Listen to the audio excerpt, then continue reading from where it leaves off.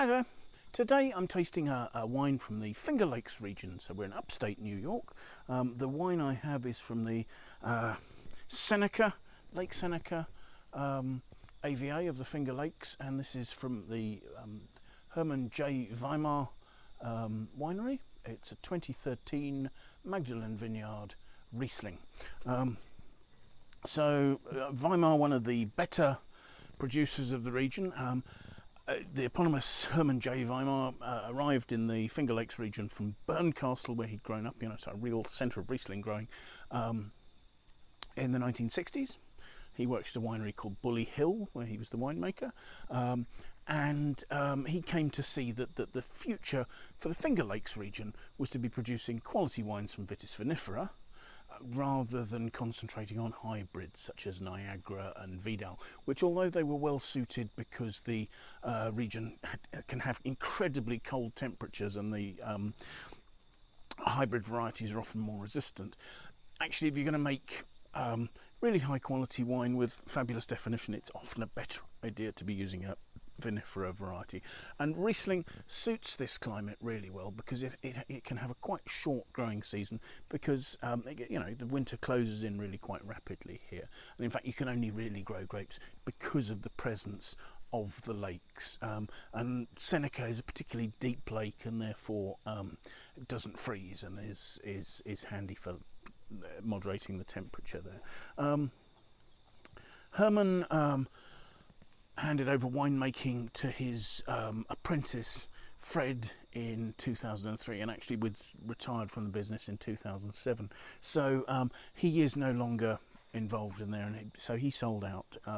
But the winery still bears his name, and in fact one of their vineyards is the Hermann J. Wiemer Vineyard.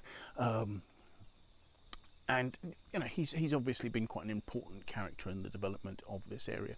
Since he's left, the viticultural practices here have become more and more sustainable and have started to move into biodynamics. The first year they were doing biodynamics, I believe, was 2015, so that won't have impacted on this wine, but for the future, I believe from 2020 they have Demeter certification. So a winery that is very quality conscious and intent on making single vineyard, site specific wines that are some of the most recognised in terms of quality for this region. So let's have a look at the wine. The light here is not great, but this still has quite a pale greenish yellow colour. If I swirl it, there's not an enormous amount of legs on the glass there, the aromas are developed. They're waxy. There's a honeyed note. There's a note of polish to them. Very rounded, very harmonious. There are limey top notes. Maybe a touch of florality, but most of that has passed. And a slight nuttiness as well, I guess, also.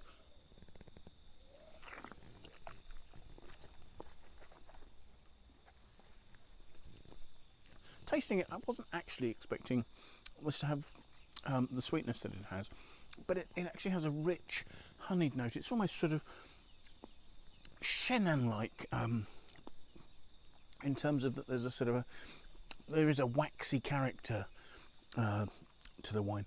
The sweetness is a touch sugary on the finish. It's not the most precise sweetness going, but the flavours are long.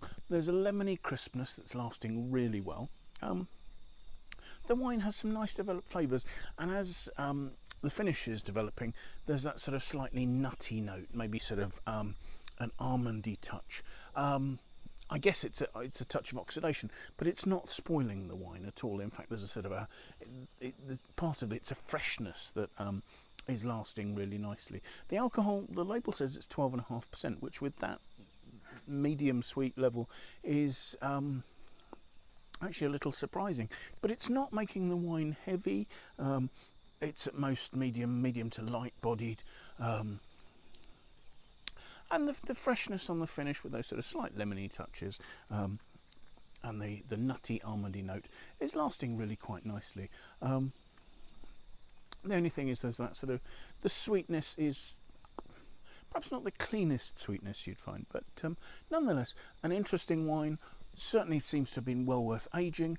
Probably not a wine that I'd age for much longer, but nonetheless delicious to try now. So if you found this interesting, please do join us again. Thanks for watching. Bye now.